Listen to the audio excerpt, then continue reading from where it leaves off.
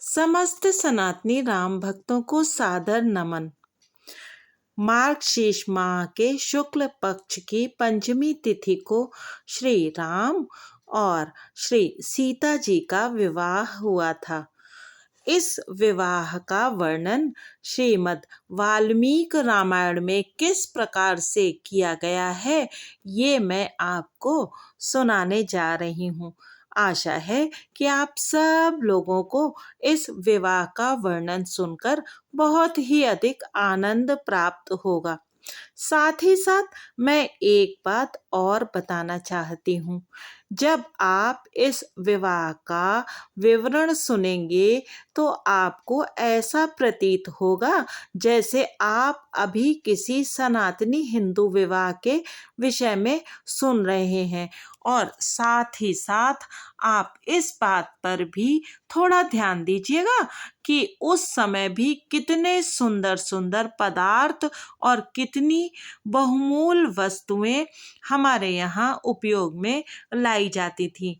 और ये बात अवश्य ध्यान में रखिएगा कि ये ग्रंथ आज से हजारों वर्ष पूर्व लिखा गया था। तो गर्व कीजिए अपने सनातन धर्म पर। चलिए प्रभु का नाम लेकर के प्रारंभ करते हैं। जय श्री सीताराम। ये वर्णन है श्रीमद् वाल्मीकि रामायण के बाल कांड के 73वें और 74वें सर्ग से। राजा दशरथ ने जिस दिन अपने पुत्रों के विवाह के निमित्त उत्तम गोदान किया, उसी दिन भरत के सगे मामा कैकेयी राजकुमार वीर युधाजित वहां आ पहुंचे। उन्होंने महाराज का दर्शन करके कुशल मंगल पूछा और इस प्रकार कहा, रघुनंदन, कैकेयी देश के महाराज ने बड़े स्नेह के साथ आपका कुशल समाचार पूछा है और आप भी हमारे यहाँ के जिन जिन लोगों की कुशल वार्ता जानना चाहते होंगे, वे सब इस समय स्वस्थ और सानंद हैं। राजेंद्र, कैकेयी नरेश मेरे भांजे भरत को देखना चाहते हैं, अतः इन्हें लेने के लिए ही मैं अयोध्या आया था। परंतु पृथ्वीनाथ, अयोध्या में यह सुनकर कि आपके सभी पुत्र विवाह के लिए आपके साथ मिथिला पधारे हैं, मैं तुरंत यहाँ चला आया, क्योंकि मेरे मन में अपनी बहन के बेटे को देखने की बड़ी लालसा थी। महाराज दशरथ ने अपने प्रिय अतिथि को उपस्थित देख बड़े सत्कार के साथ उनकी आओ भगत की, क्योंकि वे सम्मान पाने के ही योग्य थे। तदंतर अपने महामनस्वी पुत्रों के साथ वह रात व्यतीत करके वे तत्वज्ञ नरेश प्रातःकाल उठे और नित्य कर्म करके ऋषियों को आगे किए श्री जनक जी की यज्ञशाला में जा पहुँचे। तत्पश्चात विवाह के योग्य विजय नामक मुहूर्त आने पर दूल्हे के अनुरूप समस्त वेशभूषा से अलंकृत हुए भाइयों के साथ श्री रामचंद्र जी भी वहां आए। वे विवाह कालोचित मंगलाचार पूर्ण कर चुके थे तथा वशिष्ठ मुनि एवं अन्यान्य महर्षियों को आगे करके उस मंडप में पधारे थे। उस समय भगवान वशिष्ठ ने विदेह राज जनक के पास जाकर इस प्रकार कहा, राजन, नरेशों में श्रेष्ठ महाराज दशरथ अपने पुत्रों का वैवाहिक सूत्र बंधन रूप मंगलाचार संपन्न करके उन सबके साथ पधारे हैं और भीतर आने के लिए दाता के आदेश की प्रतीक्षा कर रहे हैं, क्योंकि दाता और प्रतिग्रहिता दान ग्रहण करने वाले का संयोग होने पर ही समस्त दान धर्मों का संपादन संभव होता है। अतः आप विवाह कालोपयोगी शुभ कर्मों का अनुष्ठान करके उन्हें बुलाइए और कन्यादान रूप स्वधर्म का पालन कीजिए। क्षमा चाहती हूँ, लेकिन मैं यहाँ पर एक टिप्पणी करना चाहती हूँ। आजकल जिस प्रकार से ये कहा जा रहा है कि कन्या कोई दान की वस्तु नहीं है और इस बात का मजाक आदि उड़ाया जाता है, वो देखिए कितना गलत है। यहाँ पर विदेहराज जनक को दाता के रूप में प्रस्तुत किया गया, यानी कि वे महान है। और कन्या का जो दान होता है वो वस्तुतः कन्या के कुल का दान किया जाता है, लेकिन लोग बिना जाने बूझे इस प्रकार के आरोप प्रत्यारोप करते हैं, जो कि नितांत गलत है। चलिए आगे सुनते हैं। महात्मा वशिष्ठ के ऐसा कहने पर परम उदार, परम धर्मज्ञ और महातेजस्वी राजा जनक ने इस प्रकार उत्तर दिया। मुनि श्रेष्ठ, महाराज के लिए मेरे यहाँ कौन सा पहरेदार खड़ा है? वे किसके आदेश की प्रतीक्षा करते हैं? अपने घर में आने के लिए कैसा सोच विचार है? या जैसे मेरा राज्य है वैसे ही आपका है। मेरी कन्याओं का वैवाहिक सूत्र बंधन रूप मंगल कृत्य संपन्न हो चुका है। अब वे यज्ञ वेदी के पास आकर बैठी हैं और अग्नि की प्रज्वलित शिखाओं के समान प्रकाशित हो रही हैं। इस समय तो मैं आपकी ही प्रतीक्षा में वेदी पर बैठा हूँ। आप निर्विघ्नता पूर्वक सब कार्य पूर्ण कीजिए, विलंब किस लिए करते हैं? वशिष्ठ जी के मुख से राजा जनक की कही हुई बात सुनकर महाराज दशरथ उस समय अपने पुत्रों और संपूर्ण महर्षियों को महल के भीतर ले आए। तदंतर विदेहराज ने वशिष्ठ जी से इस प्रकार कहा, धर्मात्मा महर्षि, प्रभु आप ऋषियों को साथ लेकर लोकाभिराम श्री राम के विवाह की संपूर्ण क्रिया कराइए। तब जनक जी से बहुत अच्छा कहकर महातपस्वी भगवान वशिष्ठ मुनि ने विश्वामित्र जी और धर्मात्मा शतानंद जी को आगे करके विवाह मंडप के मध्य भाग में विधि पूर्वक वेदी बनाई और गंध तथा फूलों के द्वारा उसे चारों ओर सुंदर रूप में सजाया।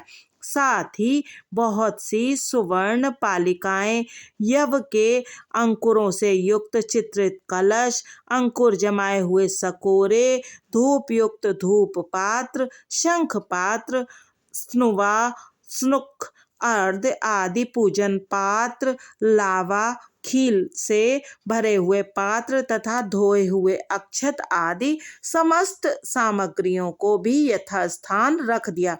तत्पश्चात महातेजस्वी मुनिवर वशिष्ठ जी ने बराबर बराबर कुशों को वेदी के चारों ओर बिछाकर मंत्रोच्चारण करते हुए विधि पूर्वक अग्नि स्थापन किया और विधि को प्रधानता देते हुए मंत्र पाठ पूर्वक प्रज्वलित अग्नि में हवन किया।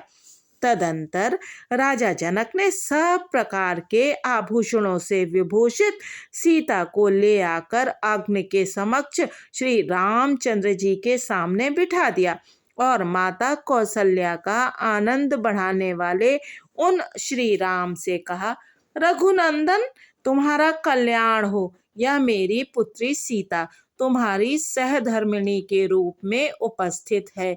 इसे स्वीकार करो और इसका हाथ अपने हाथ में लो। यह परम पतिव्रता, महान सौभाग्यवती और छाया की भांति सदा तुम्हारे पीछे चलने वाली होगी। यह कहकर राजा ने श्री राम के हाथ में मंत्र से पवित्र हुआ संकल्प का जल छोड़ दिया।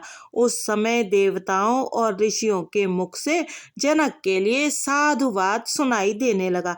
देवताओं के नगाड़े बजने लगे और आकाश से फूलों की बड़ी भारी वर्षा हुई। इस प्रकार मंत्र और संकल्प के जल के साथ अपनी पुत्री सीता का दान करके हर्षमग्न हुए राजा जनक ने लक्ष्मण से कहा, लक्ष्मण, तुम्हारा कल्याण हो। आओ, मैं उर्मिला को तुम्हारी सेवा में दे रहा हूँ। इसे स्वीकार करो। इसका हाथ अपने हाथ में लो। इसमें विलंब नहीं होना चाहिए। लक्ष्मण से ऐसा कहकर जनक ने भरत से कहा, रघुनंदन, मांडवी का हाथ अपने हाथ में लो। फिर धर्मात्मा मिथिलेश ने शत्रुघ्न को संबोधित करके कहा, महाबाहो, तुम अपने हाथ से श्रुत कीर्ति का पानी ग्रहण करो। तुम चारों भाई शांत स्वभाव हो। तुम सबने उत्तम व्रत का भली भांति आचरण किया है। ककुस्थ कुल के भूषण रूप तुम चारों भाई पत्नी से संयुक्त हो जाओ। इस कार्य में विलंब नहीं होना चाहिए। राजा जनक का यह वचन सुनकर उन चारों राजकुमारों ने चारों राजकुमारियों के हाथ अपने हाथ में लिए।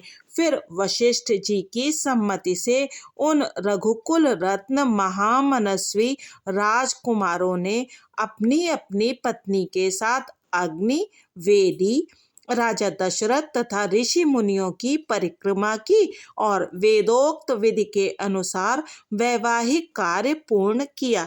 उस समय आकाश से फूलों की बड़ी भारी वर्षा हुई जो सुहावनी लगती थी। दिव्य दुंदुभियों की गंभीर ध्वनि, दिव्य गीतों के मनोहर शब्द और दिव्य वाद्यों के मधुर घोष के साथ झुंड की झुंड अप्सराएं नृत्य करने लगी और गंधर्व मधुर गीत गाने लगे। उन रघुवंश शिरोमणि राजकुमारों के विवाह में वह अद्भुत दृश्य दिखाई दिया। शहनाई आदि बाजों के मधुर घोष से गूंजते उस वर्तमान विवाहोत्सव में उन महातेजस्वी राजकुमारों ने अग्नि की 3 बार परिक्रमा करके पत्नियों को स्वीकार करते हुए विवाह कर्म संपन्न किया।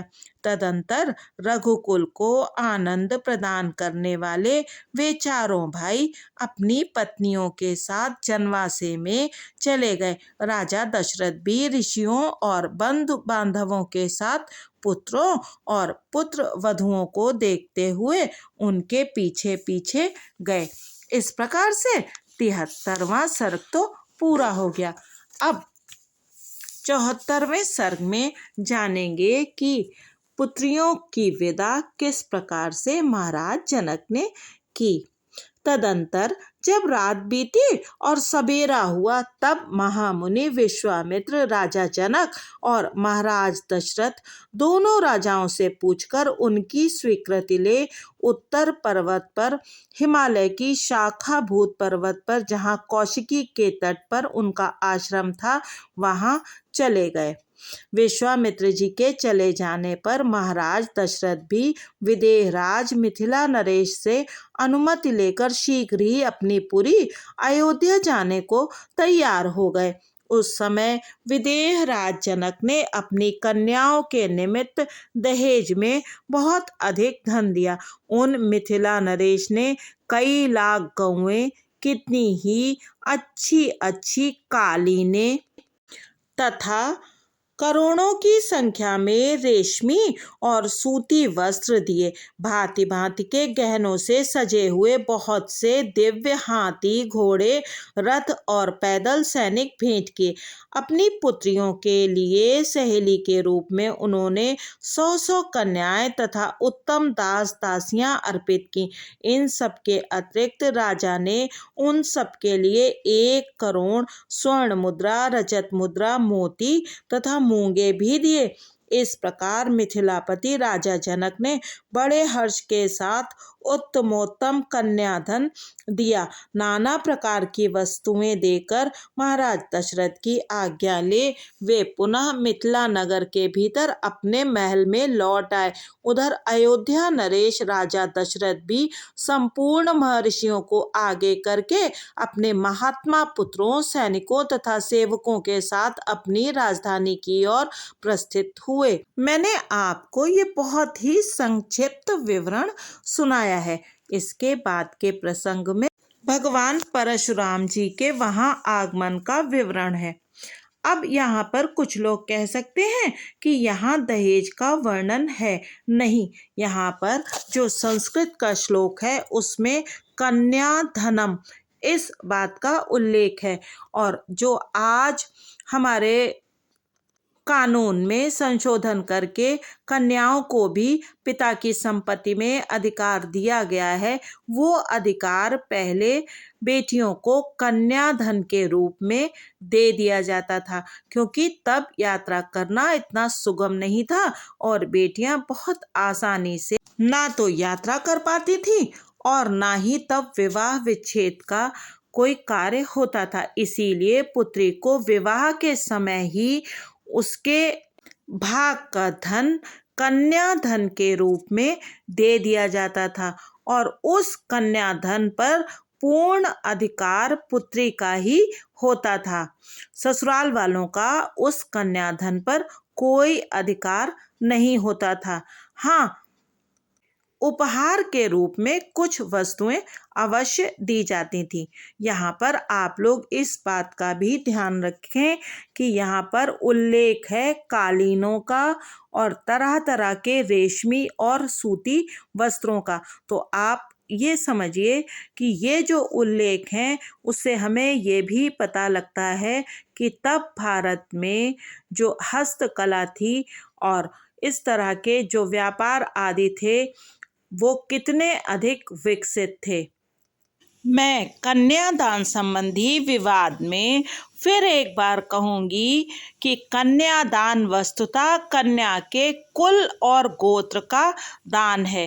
कन्या विवाह के बाद अपने पति का कुल और गोत्र अपनाती है, क्योंकि उसके पश्चात जो भी संस्कार कन्या के किए जाते हैं वो सब उसके पति के गोत्र से किए जाते हैं।